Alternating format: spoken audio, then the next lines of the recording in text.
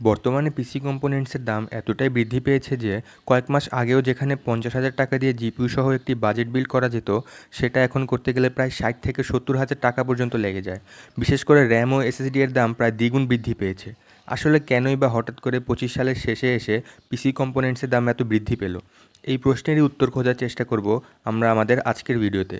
Welcome to bill matrix, সাথে আছি আমি শিহাব। চলুন শুরু করা যাক।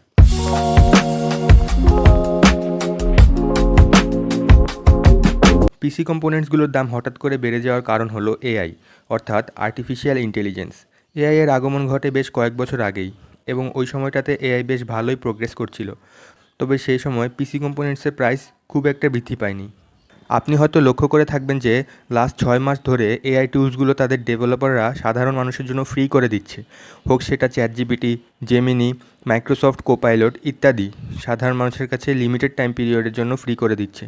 তবে ফ্রিতে এআই সাবস্ক্রিপশন দেওয়ার পিছনে কারণ আছে, এবং সেটি হলো এআইকে ট্রেন করার জন্য ডেটা প্রয়োজন হয়ে থাকে, এবং ডেটা তারা তখনই ম্যাসিভ অ্যামাউন্টে পাবে যখন তারা তাদের এআই টুলগুলো মাস পপুলেশনে ফ্রি অফ কস্ট অ্যাক্সেসেবল করে দিবে। ফলে সাধারণ মানুষ যত বেশি এই এআই টুলগুলো ব্যবহার করবে তত বেশি ডাটা জেনারেট হবে। যত বেশি ডাটা জেনারেট হবে তত বেশি এআই ইমপ্রুভ করার সুযোগ পাবে এবং এআই তত ম্যাচিউর হবে।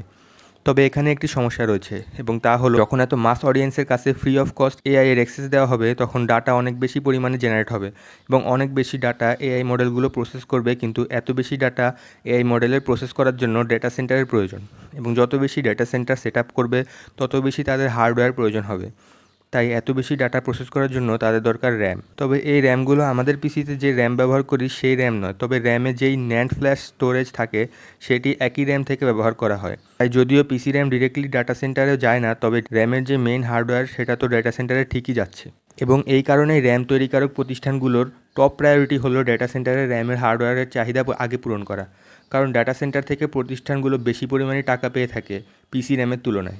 তাই যেসব হার্ডওয়্যার ন্যান্ড বেস, হোক সেটা র্যাম বা এসএসডি, এগুলোর শর্টেজ তো হবেই, এবং ডিমান্ডের তুলনায় সাপ্লাই কম হলে দাম তো অবশ্যই বাড়বে। এটাই গত 6 মাসে র্যাম ও এসএসডি এর অতিরিক্ত মূল্যবৃদ্ধির অন্যতম কারণ। তাই আমার পার্সোনাল ওপিনিয়ন হলো, এখন র্যাম বা এসএসডি এর যেই দাম রয়েছে তা সময়ের সাথে সাথে ভবিষ্যতে আরও বেশি বৃদ্ধি পাবে, হোক সেটা DDR4 বা DDR5, কারণ ভবিষ্যতে এআই সেক্টর আরও বেশি গ্রো করবে। তাই আমি বলবো, আপনি যদি পিসি বিল্ড করতে চান বা পিসি আপগ্রেড করতে চান, এখনই করে ফেলুন। আর অপেক্ষা করবেন না, কারণ সামনে দাম আরও বৃদ্ধি পাবে। ভিডিওটি ভালো লাগলে লাইক ও সাবস্ক্রাইব করবেন, এবং বিল্ড ম্যাট্রিক্সের সাথে থাকার জন্য অসংখ্য ধন্যবাদ।